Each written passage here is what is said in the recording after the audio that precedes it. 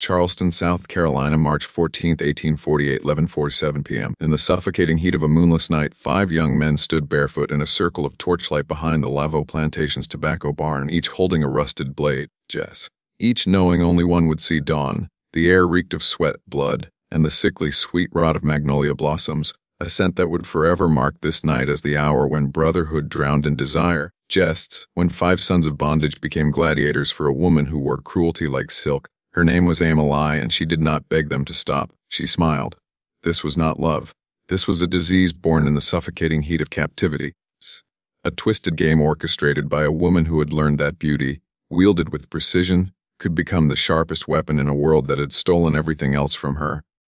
Amélie, a house slave of Creole and African descent, had spent 6 years beneath the Laveau roof, 6 years watching white masters destroy black bodies without consequence, 6 years swallowing rage until it fermented into something far more dangerous, calculated malice. The 5 men bleeding for her tonight were not strangers. They were brothers by bondage, sons of the same nightmare, and she had turned them into wolves. What unfolded in that circle was not passion. It was her revenge against a world that taught her she was nothing, proven by making men kill each other to possess what they would never truly have. Before we descend into the blood-soaked soil of that night, before we name the 5 who died and the one who lived, you must understand this is not a story of romance. This is a story of what slavery does to the human soul when it is crushed, reshaped, and weaponized. If you are here for the truth, the dark, unvarnished truth of how oppression breeds monsters on both sides of the chain, then stay with me. Subscribe, suggests, because what you are about to witness is a chapter they will never teach in your history books, a tale whispered only in the shadows of Southern memory, where Amélie's name is still spoken with equal parts terror and reluctant awe. Amélie Duclos arrived at the Laveau plantation in the winter of 1842, purchased at a Charleston auction for $800, a price that reflected her unusual beauty and her fluency in French, English, and the Gullah dialect spoken by the coastal enslaved. She was 21 years old with skin the color of polished mahogany, eyes that seemed to hold centuries of unspoken fury, jests, and a face so striking that even the auctioneer had paused mid-sentence when she stepped onto the block. Master Jonathan Laveau bought her not for the fields but for his wife's service, a decision he would come to regret in ways he could never articulate. Amélie had been born in New Orleans to a French merchant's mistress, raised in a world of proximity to privilege, close enough to see wealth, never close enough to claim it. Her mother had died when she was 14, poisoned, some whispered, by the merchant's legitimate wife. The girl was sold south, passed between 3 owners before landing in Charleston, suggests, and each transfer carved away another layer of the humanity she'd once possessed. By the time she reached the Laveau estate, she was no longer the girl who had once embroidered handkerchiefs and sung hymns in French. She was something else entirely, a woman who had learned that survival required the death of softness, that in a world designed to break her, she could either shatter or become the hammer. She chose the hammer. Within 6 months of her arrival, every enslaved man on the plantation knew her name. Within a year, 5 of them would have killed for her.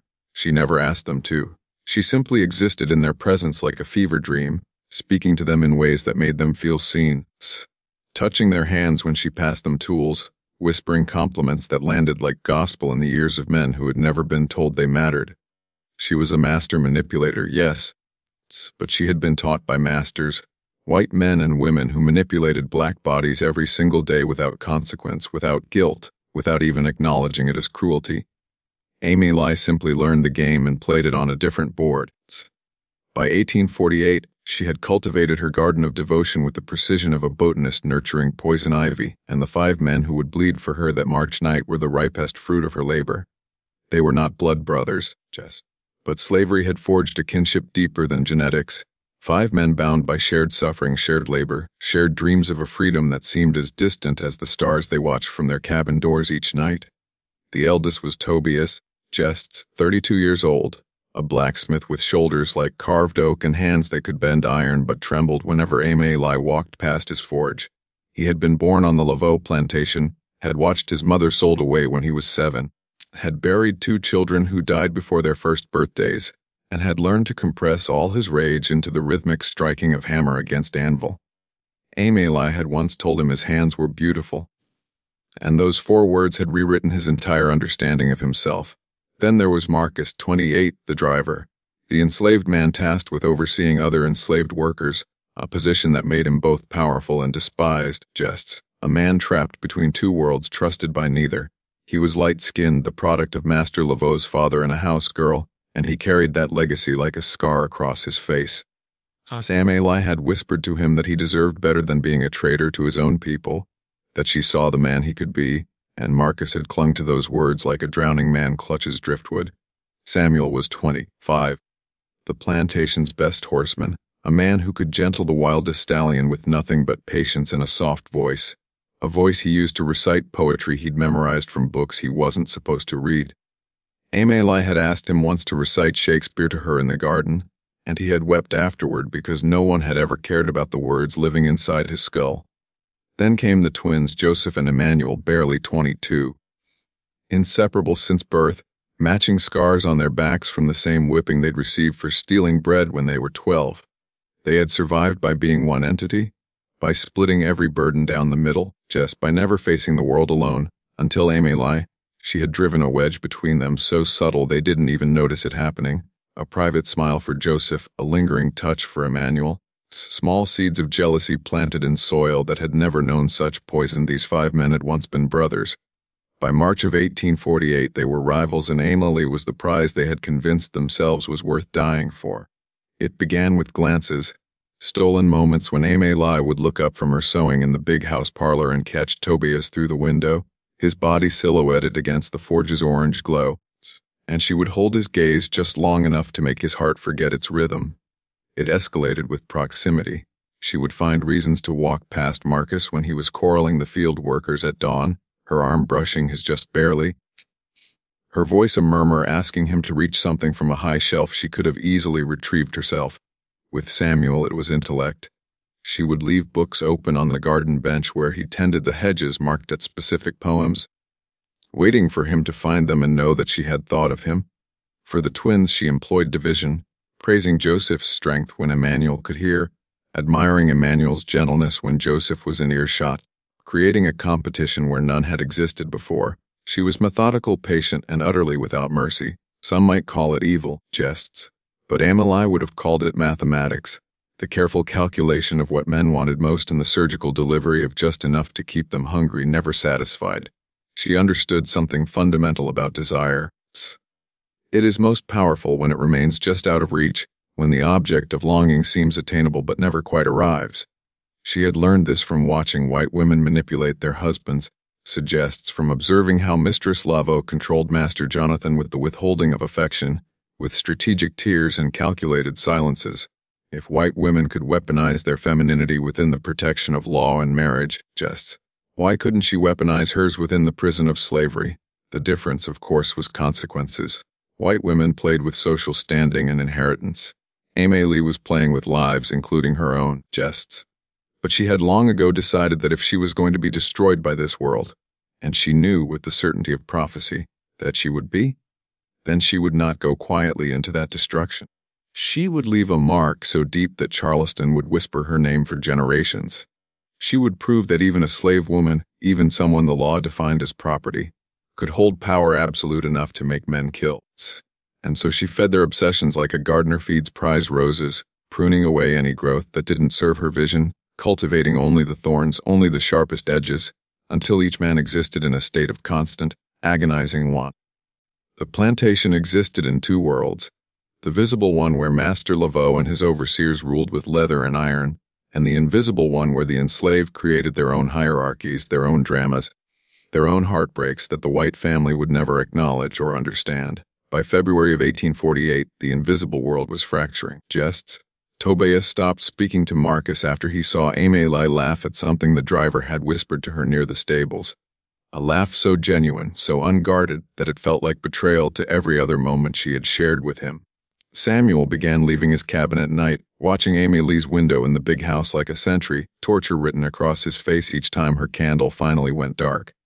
The twins, Joseph and Emmanuel, had their first real fight in 22 years of shared existence, a shoving match behind the tobacco barn that ended with Emmanuel's nose bleeding and Joseph's knuckles split, both of them crying not from pain but from the unthinkable realization that they had become enemies.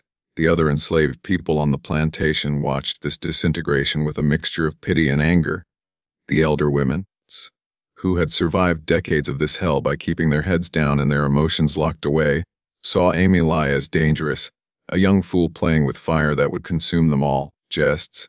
That girl gonna get somebody killed, old Beulah had muttered while washing clothes in the creek, her hands working the fabric with violent efficiency. She thinks she got power, but she just got pride, and pride don't protect nobody when the master get involved. The old woman was right to be afraid, because the 5 men were no longer being subtle. They argued openly now, their voices carrying across the cotton fields during work hours, their bodies tense with barely contained violence during the evening meals. Marcus had used his position as driver to assign Tobias extra work, petty revenge for perceived slights. Samuel had accidentally spooked one of the horses Marcus was training, nearly getting the man trampled. Joseph had stolen Emmanuel's ration of salt pork, a transgression that in the mathematics of slavery was nearly unforgivable. The plantation was a powder keg and everyone could smell the smoke. Everyone except Master Laveau, who noticed nothing beyond his profit margins in his evening bourbon. He had no idea that in his own backyard, just 5 men were sharpening blades and sharpening grievances, preparing for a reckoning that had nothing to do with him and everything to do with a woman who had transformed loneliness into a weapon of mass destruction. March 13, 1848. The night before the blood, Amélie sat in the kitchen house long after Mistress Laveau had retired, her hands working a needle through a torn petticoat with mechanical precision, her mind somewhere far darker. She had not intended for it to go this far, or perhaps that was a lie she told herself to sleep at night. Perhaps she had always known exactly where this path would lead and had walked it anyway with eyes wide open. The truth was becoming difficult to locate even within her own thoughts. What had started as a bitter experiment in power, a way to prove to herself that she still possessed agency in a world designed to strip her of it. Jests had metastasized into something she could no longer fully control. The men were unraveling, and their unraveling was beginning to threaten the fragile peace that kept them all alive. That evening, Tobias had cornered her near the smokehouse, his voice low and desperate. "You got to choose, Amélie. You got to choose one of us before somebody get hurt." His eyes held something she had never seen there before, not just desire but genuine fear. Jests. She had touched his face with a tenderness that surprised even herself and whispered, "I can't choose what I don't own, Tobias. I don't even own myself. How can I promise myself to anybody?" It was the closest she had come to honesty in months, and it had broken something in him. She watched him walk away with shoulders bent like a man carrying stones. An hour later, Marcus found her in the garden. He didn't touch her, didn't speak at first, just stood close enough that she could hear his breathing. "They planning something," he finally said. "The others, they planning to make you choose. Tomorrow night, behind the tobacco barn." Her heart had stuttered, but her face remained still as carved wood. What kind of something? Marcus looked at her with eyes that held both love and something harder, something that might have been hatred if it weren't so tangled up with devotion. Jests. The kind where only one of us walk away. They tired of waiting, Amélie. They tired of this game. So they gonna settle it the only way men like us know how to settle anything in this godforsaken place. He paused, and when he spoke again, Jests. His voice was barely a whisper. "You could stop it. You could tell them you don't want none of us. You could end this right now." But she didn't, and Marcus saw that refusal in her silence, saw it and understood it, and something died behind his eyes even as he nodded and walked away into the darkness. They met in the darkest hour before dawn on March 14th, the 5 of them, Jests, in a place where the Spanish moss hung, so thick it created a natural curtain between the world of the plantation and the world of their making. No one had called this meeting, yet all 5 arrived within minutes of each other. So drawn by the same magnetic inevitability that pulls wolves to a kill site, Tobias spoke first, his voice carrying the weight of a man who had already made peace with damnation. "We all know why we here. We all know this can't go on. Every day we closer to master noticing, closer to the whip, closer to being sold off separate. This thing with Amélie, it gonna destroy all of us unless we settle it tonight." Samuel leaned against a cypress tree, his poet's hands clenched into fists. "And how you propose we settle it, Tobias? Draw straws, flip a coin, ask Master Laveau for permission to court his property." The sarcasm was acid, but beneath it was genuine anguish. Marcus stepped into the center of their circle, and for once his position as driver meant nothing. Here they were equals in desperation. "We fight," he said simply. We fight until there's a winner. Until there's one man standing who earned her, suggests, fair and square. And Manuel laughed, a sound like breaking glass. Fair. Ain't nothing fair about this. Ain't nothing fair about none of this. But his brother Joseph grabbed his shoulder, squeezed hard. It's the only way, brother. You know it is.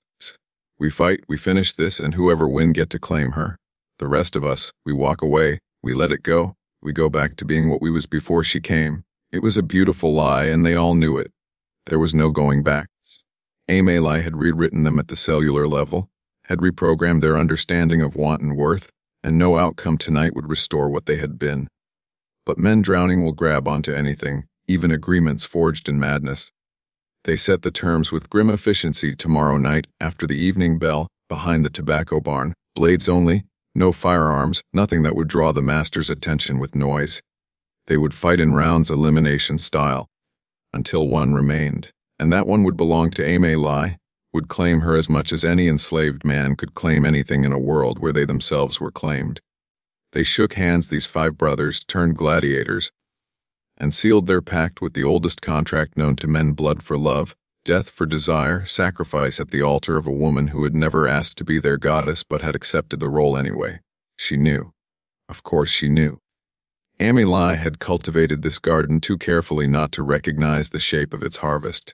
That morning, while serving breakfast to the Laveau family, she moved through the dining room like a ghost, her hands steady as she poured coffee. Jests, her face an unreadable mask as Master Laveau complained about tobacco prices and Mistress Laveau discussed the upcoming spring social. But her mind was miles away, circling the tobacco barn, measuring the weight of what she had set in motion. So after her morning duties, she slipped away to the small room she occupied in the attic of the big house, a space barely large enough for a cot and a wooden chest, but it was hers, more privacy than most enslaved people ever knew. She sat on the edge of the bed and allowed herself, for just a moment, to feel the enormity of what was coming. 5 men. 5 lives she had twisted into knots around her own. She could stop it. Marcus had been right about that. Jests. She could go to them, confess that she had been playing a cruel game, release them from the spell she had woven. She could choose none of them and face their collective hatred rather than their divided devotion. But even as she considered it, jests, she knew she wouldn't. There was something in her that needed to see this through, needed to prove that she could make the world bend to her will, even if only for one night, even if the cost was catastrophic. Jests. It was the same impulse that made men start fires just to watch things burn, the same darkness that transforms victims into villains when the pressure becomes too great. She had been violated by this world in 1,000 ways, her body inspected like livestock at auction, her autonomy stripped away with legal precision, her humanity denied by every law in South Carolina, and now tonight she would violate it back. Suggests she would take 5 men who belonged to Master Laveau and make them belong to her instead, make them choose her over their own survival, make them kill each other for something they would never truly possess. It was an act of rebellion so twisted that no one would ever call it heroic, but it was rebellion nonetheless. A slave woman exercising absolute power over life and death, consequences be damned. She opened her wooden chest and removed the only thing of value she owned, a small mirror, cracked down the middle, that had belonged to her mother. She looked at her reflection, bisected by that crack, and wondered which version of herself would survive tomorrow, the woman who had orchestrated murder, or the woman who had simply wanted to matter in a world determined to erase her.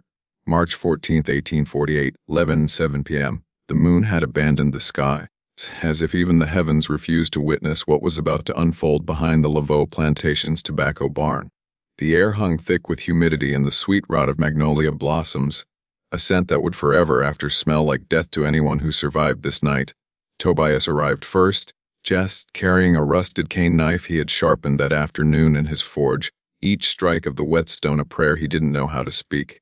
Marcus came second, his blade a stolen piece of scrap metal he had honed to razor precision, the weight of it foreign in his hand despite his role as driver, despite the power he supposedly held. Samuel walked slowly from the stables, a sickle clutched against his chest, just his mind reciting Macbeth. I am in blood stepped in so far that should I wade no more, returning were as tedious as go o'er. Words that felt prophetic now, words that tasted like copper on his tongue. The twins arrived together.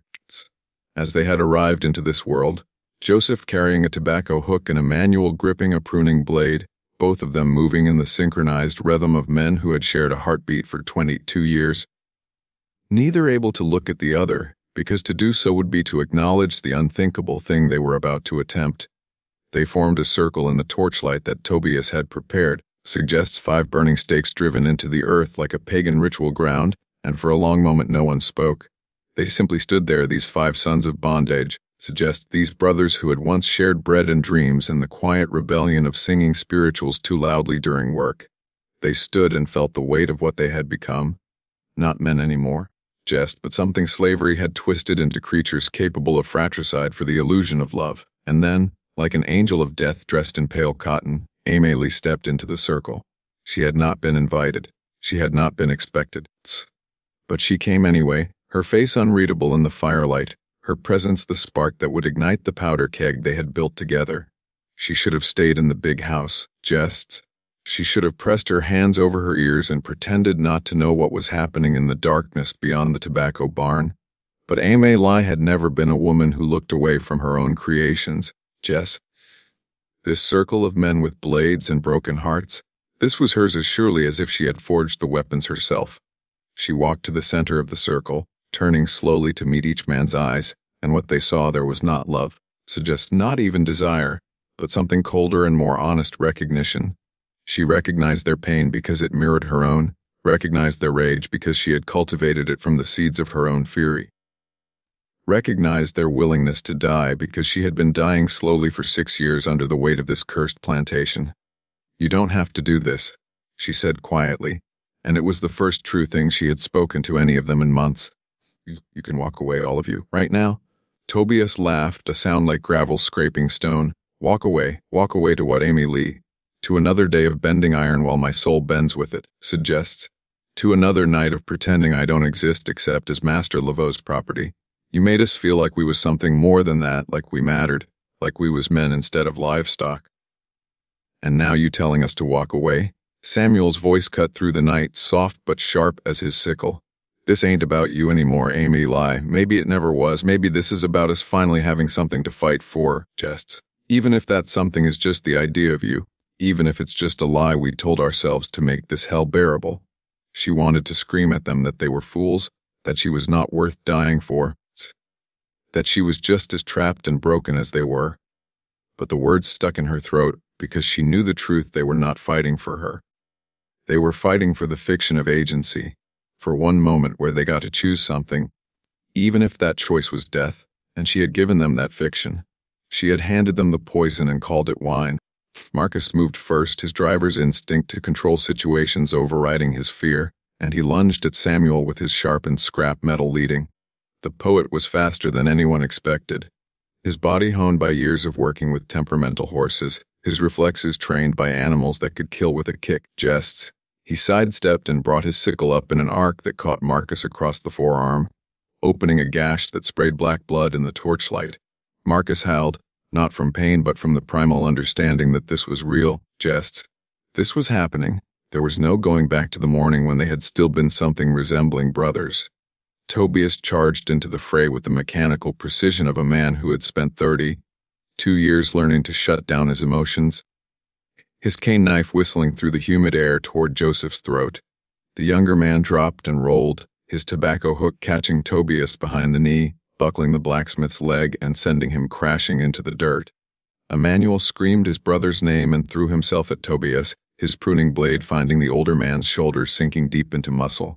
The circle exploded into chaos, 5 men becoming a single organism of violence. Blades catching firelight as they rose and fell, the sound of metal meeting flesh, a rhythm older than language. Samuel and Marcus circled each other like dogs, both bleeding now, both panting. Samuel's sickle dripping and Marcus's makeshift weapon slick with his own blood. The twins moved as they always had in terrible synchronicity, but now their coordination was aimed at survival rather than solidarity. Each one protecting himself while trying not to kill the other, an impossible mathematics that would eventually collapse.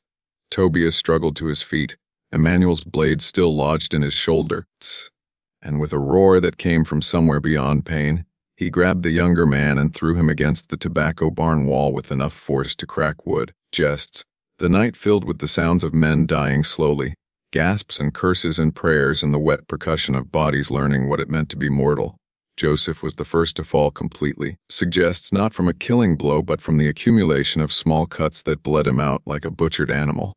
He had taken a slash across his thigh from Marcus, a stab to his side from Tobias, jests, and finally Emmanuel's pruning blade, wielded in desperate self-defense, opened his throat just enough that he dropped to his knees, his hands scrabbling at the wound, his eyes finding his brother's face with an expression of such profound betrayal that Emmanuel's scream shattered the night. "No, no, no." But Joseph was already gone, suggests, falling forward into the dirt that had drunk the sweat of his labor for 22 years and now drank his blood with equal indifference. Emmanuel stood frozen, his brother's blood coating his hands, his mind fracturing under the weight of fratricide, and in that moment of paralysis Marcus struck. The driver's scrap metal punched through Emmanuel's back and emerged red from his chest, and the young man looked down at the blade protruding from his body with something almost like relief. He crumpled next to his brother, their blood mingling in the dust, together even in death as they had been together in everything else. Three remained. Tobias, still standing despite the blade in his shoulder and the gash behind his knee, pulled Emmanuel's pruning blade from his flesh with a grunt that sounded like an animal in a trap. Marcus and Samuel had abandoned their circling and now stood side by side, an unspoken alliance forming in the recognition that Tobias, wounded as he was still the most dangerous man in the circle. The blacksmith understood immediately. He smiled, blood on his teeth, and raised his cane knife. "Come on then, brothers. Let's finish what we started." They rushed him together. And what followed was butchery without art. Marcus's scrap metal finding Tobias's stomach, while Samuel's sickle opened the blacksmith's neck, but not before Tobias's cane knife took Samuel across the face, suggests, destroying his left eye and sending the poet stumbling backward, screaming poetry and prayers in equal measure as blood poured down his ruined features. And Amélie watched it all. She did not turn away, jests. She did not close her eyes or press her hands over her ears to block the sounds of men she had destroyed destroying each other, jests. She stood at the edge of the circle like a prophet witnessing the fulfillment of a terrible prophecy she herself had written, and something inside her died with each man who fell. This is the moment, friend, where you must decide. Are you still with me? Because what comes next is worse than death. It is the living with what was done, the carrying of ghosts, the understanding that some actions cannot be undone by regret or time or even justice. If you have the stomach for truth, if you want to see how this night of blood becomes legend, then subscribe to this channel, hit that notification bell. Leave a comment telling me if you think Amélie was victim or villain, because the answer is not as simple as you want it to be. The story is not finished. Two men still stand and only one will leave this circle alive. Tobias fell slowly, like an ancient tree finally yielding to the axe, his body hitting the ground with the finality of architecture collapsing. His blood spread across the dirt in dark pools that reflected torchlight like unholy mirrors, and with his last breath, he looked at Amélie and whispered, "Was I beautiful to you?" Even once? She could not answer, could not give him even that final mercy. He died with the question hanging in the air between them, unanswered and unanswerable. Now only Marcus and Samuel remained, and they were barely men anymore. More like ghosts wearing skin held upright by adrenaline and the terrible momentum of violence that, once begun, demands completion. Samuel's left eye was gone. Suggests his face a mask of blood, but his remaining eye held a clarity that was almost transcendent. He could see Marcus clearly, the driver who had spent his whole life trapped between two worlds, never fully accepted by the enslaved people he oversaw, never fully trusted by the white masters he served, a man whose existence was defined by liminality and compromise. And Samuel, the poet, the dreamer, the man who had stolen literacy from scraps of newspaper and memorized Shakespeare by candlelight, just understood in that moment that this fight was not about Amélie at all. It was about every compromise Marcus had ever made, every piece of his soul he had traded for the illusion of power, every time he had raised his voice to discipline his own people to satisfy white authority. This was about Marcus finally fighting for something that had nothing to do with survival, something pure and selfish and entirely his own. Marcus saw the understanding in Samuel's remaining eye and charged with a sound that was half sob, half war cry. They collided in the center of the circle, where the torches cast their longest shadows, suggests, and for a moment they were frozen there. Two men embracing like lovers, their blades buried in each other's bodies, their blood mixing as it had mixed in the fields and the quarters in the shared nightmare of their existence. They fell together, Marcus and Samuel locked in their final embrace, and for several heartbeats the only sound was Amelie's ragged breathing and the crackling of torches consuming themselves. Then, impossibly, Marcus moved. Just he pushed Samuel's body off of him and struggled to his knees, his hand pressed against the wound in his side where the sickle had punctured him, blood seeping between his fingers in rhythmic pulses. He looked up at Amélie with an expression she would see in every mirror for the rest of her life. Not triumph, not love, but something far more devastating: accusation. "I won," he gasped, and there was no joy in it. Only the hollow recognition of a Pyrrhic victory. "I'm the last one standing. That was the deal. I get you now." He tried to stand and failed, collapsing back to his knees, his strength draining into the blood-soaked earth with each second. Just Amélie walked to him slowly, her bare feet leaving prints in the mud of mixed blood, and she knelt before him with a tenderness that felt like violence. "You're dying, Marcus," he said, softly. "You got maybe minutes." "You didn't win. Nobody won." "Suggests we all lost the moment I walked into your lives." He laughed, blood bubbling on his lips. Then what was it for? What was any of this for? She had no answer that would satisfy, no wisdom that could redeem the carnage surrounding them. So instead, she did the only thing left to do. She held him. She pulled his head to her chest and held him while he died, his blood soaking into her dress, his final breaths coming in shudders against her body. And as his life drained away, she whispered the truth she had never given any of them. "I'm sorry. I'm so sorry. You deserved better than me. You all deserved better than this." Marcus died with those words in his ears. And whether they brought him comfort or only deeper anguish, Amélie would never know. She laid his body down gently among his brothers and stood in the center of the circle of corpses, the last woman standing in a graveyard of her own design. Jests. Dawn came with the indifference of a sun that had risen over countless atrocities and would rise over countless more. It was old Beulah who found them first, walking to the creek to begin the day's washing, her path taking her past the tobacco barn. Suggests she saw the torches burned down to nubs, saw the dark stains spreading across the ground, saw Amélie sitting motionless in the center of 5 bodies, her dress painted red, her eyes open but unseeing. The old woman's scream brought the entire plantation running, field workers and house slaves, overseers and Master Laveau himself, still in his nightshirt, his face going white as he surveyed the scene. "What in God's name happened here?" he roared, his voice shaking with something that might have been horror or might have been rage at the loss of property. 5 strong men, 5 investments, now nothing but meat cooling in the morning air. Amélie looked up at him with eyes that held nothing, no fear, no remorse, no humanity at all. "They fought over me," she said simply, her voice flat as a tombstone. "They decided amongst themselves. I told them to stop." Suggests they wouldn't. It was not entirely a lie, but it was not entirely the truth either, and everyone who heard it understood that something far more complex and damning had occurred. Master Laveau grabbed her by the arm, yanked her to her feet, his fingers digging into her flesh hard enough to bruise. "You did this. You made this happen. You're a devil woman, that's what you are, a witch who drove good ends to murder each other." Amélie laughed in his face, a sound like breaking glass, like the last gasps of sanity departing. "Good ends. They were your property, Master Laveau. Your livestock and livestock don't murder each other, they get slaughtered. The only difference is who holds the blade." He struck her then, his open palm catching her across the face with enough force to snap her head sideways, but she did not cry out. She simply smiled through the blood on her lips and waited for the punishment she knew was coming. They whipped her, of course. Just 20 lashes in the yard while the entire plantation was forced to watch. A lesson in what happened when enslaved people forgot their place, when they presumed to have desires and jealousies and passions like real human beings. Amélie took the whipping in silence, her body arching with each strike of the leather, her blood joining the blood of the 5 men who had died for her, but she did not scream. She would not give them her voice, would not perform the agony they wanted to see.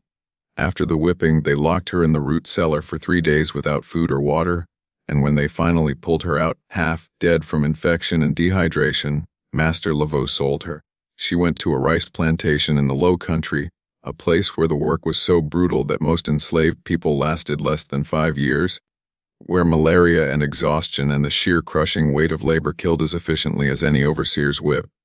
Amélie lasted 8 years. She survived through sheer spite, jests, through the same iron will that had allowed her to orchestrate the death of 5 men. She never spoke of that night behind the tobacco barn. When other enslaved women asked her about the scars on her back, she would only say, "I learned that power is a blade that cuts both ways, and I held it too long." She died in 1856, at 35 years old, her body finally surrendering to the accumulated brutality of a life lived in chains. They buried her in an unmarked grave in the potter's field where enslaved people were discarded, no stone to mark her passing, no record of her existence beyond the ledgers that tracked her as property. But the story did not die with her. The story never dies. It traveled through the whispered histories of the enslaved, carried from plantation to plantation by the invisible network of people who remembered, who bore witness, who refused to let the truth be buried as completely as the bodies. They still tell the story in Charleston, though the details have shifted and mutated through generations of retelling. Some versions cast Amélie as a victim, a woman driven mad by the impossible circumstances of slavery, a tragic figure destroyed by a system designed to break beautiful things. Other versions paint her as a monster, jests, a manipulator who weaponized her femininity and left 5 men dead in her wake, proof that evil can bloom anywhere, even in the soul of the oppressed. The truth, as always, is more complicated and less comfortable than either version.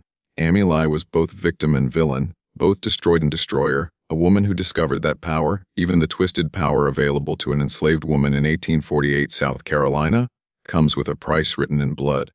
The tobacco barn where 5 men died was torn down in 1867 during Reconstruction, but locals claimed that nothing would grow on that spot for decades afterward, the earth itself remembering the betrayal that soaked into its soil.